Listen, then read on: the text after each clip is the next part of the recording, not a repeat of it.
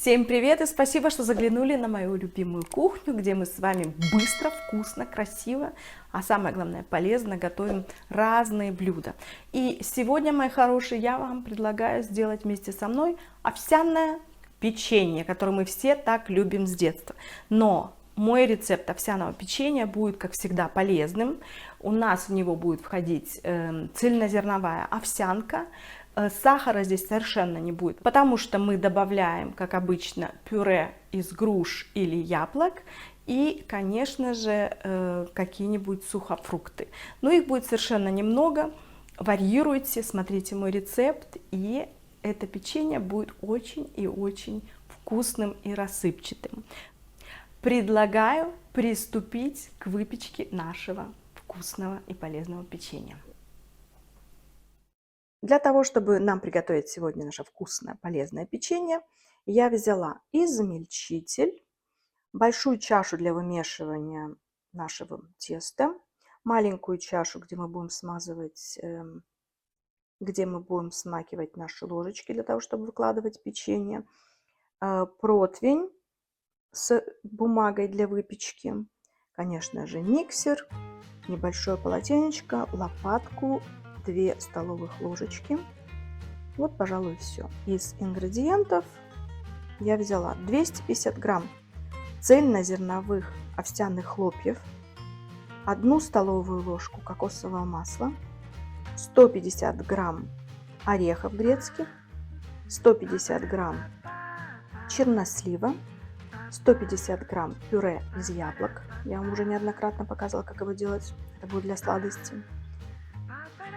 Ну, буквально 1 чайная ложечка разрыхлителя, немножечко соли для баланса.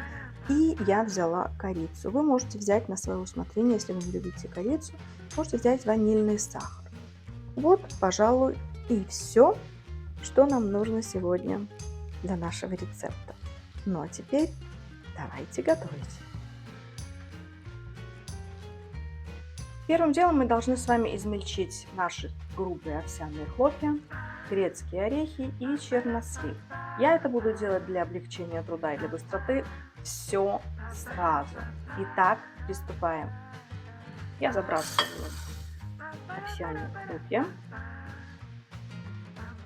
грецкие орешки и чернослив. Теперь мы закрываем измельчитель. Так. И все это начинаем измельчать.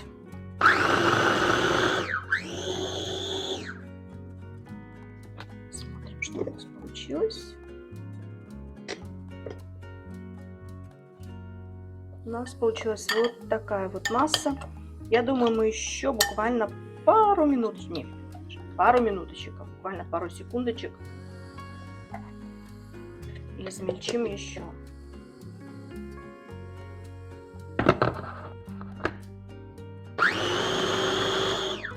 Все, готово. Что мы с вами имеем? Вот у нас получилась такая масса.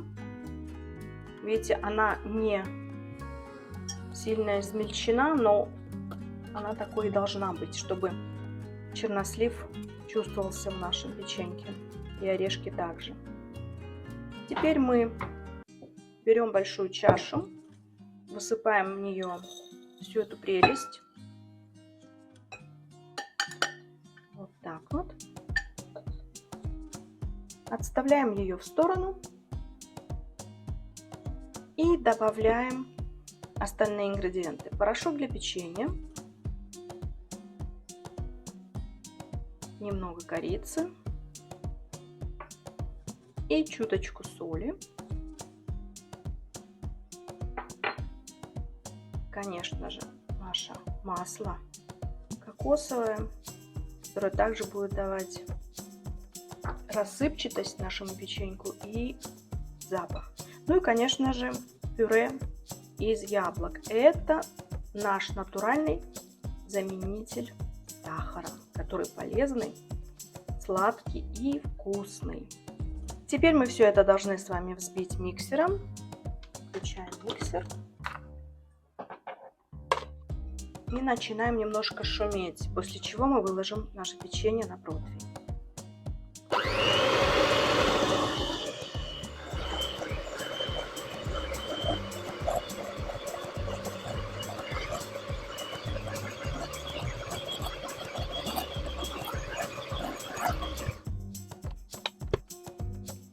Вот видите, каким получилось наше тесто. Оно такое густое, но вместе с тем, как бы так его описать, пластинообразное, что ли, как пластилин. Но оно именно таким и должно быть. Вязким и густым. Теперь мы берем наш противень, возьмем обязательно мисочку с водой, 2 ложечки и будем аккуратненько выкладывать наше печенье на бумагу для выпекания. Я взяла 2 ложки, одну из них я уже намочила. Теперь мы берем на глаз буквально 1 порцию и вот такие вот будем брать одинаковые, равномерные шарики, которые мы потом с вами разровняем. Не волнуйтесь, что они не такие привлекательные. Сейчас мы все с вами сделаем. Пахнет у нас очень и очень уже приятно в нашей кухне. Берем чуть-чуть так сюда. Опять смачиваем ложечки. Убираем немножко теста. Так вот. Друзья, обязательно включите духовку уже на 180 градусов. Пусть она у нас разогревается и ждет нашего прекрасного произведения. Так, здесь положим. Видите, оно такое, как сказать, очень хорошая, приятная консистенция. Оно не распадается, невзирая на то, что у нас с вами нет ни одного яйца в этом тесте. Видите, все хорошо скрепилось. И выглядит очень и очень аппетитно. Смотрите, как у нас все красиво смотрится. Теперь я беру лопаточку, можете взять ложечку и мисочку с водой. И буду разравнивать так вот наши будущие печенюшки, чтобы они стали потоньше. В произвольной форме, какой высоты вы хотите, такой вы можете их и сделать. Я люблю потоньше, чтобы они хрустели.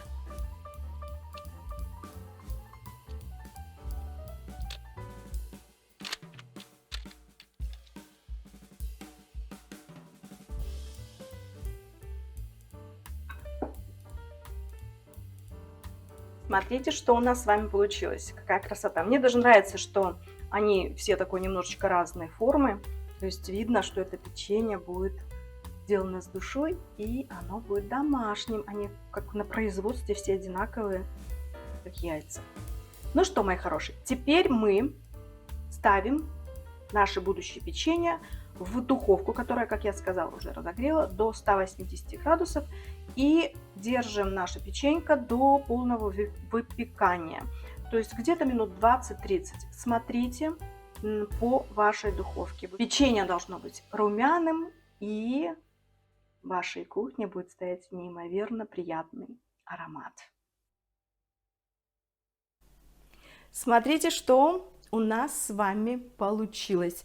У меня из всего объема теста вышло 13 печенюшек. Одно я попробовала. Оно хрустящее, вкусное, но для тех, которые привык к сладкой выпечке, оно может быть не совсем таким вот привычно сладким. Поэтому для сладкоежек я рекомендую добавить чуть больше вот этого самого пюре из яблок или же из груш.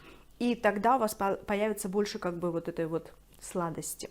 И еще можете вместо чернослива добавить изюм, к примеру, или какой-то другой сухофрукт, который вам нравится, сушеные абрикосы, например. Будет тоже очень и очень вкусно. Друзья, полезный рецепт, поверьте мне, дети его обожают. Если вы поставите какую-нибудь там, я не знаю, мисочку с таким печеньем, ребенок будет кушать это как сладость и воспринимать это как сладость. Почему? Потому что у наших деток все рецепторы вкусовые, они чистые пока. И не нужно нам, родителям и бабушкам с дедушкам, пытаться эти самые чистенькие детские вкусовые рецепторы загрязнять такими продуктами, как сахар, как сладости. Поверьте, они с удовольствием будут это кушать. Я все это пробую всегда на членах своей семьи, и они с удовольствием все это уплетают. Так что готовьте вместе со мной, у нас впереди очень много вкусных и полезных рецептов. Сейчас я тоже как бы концентрируюсь перед Рождеством, перед Новым годом на каких-то сладких булочках, какой-то сдобе полезной. Так что следите за моим каналом и будем готовить вкусно вместе. Спасибо, что были со мной, оставляйте свои комментарии. Люблю вас всех и до новых встреч. С вами была любящая вас Виктория. Пока!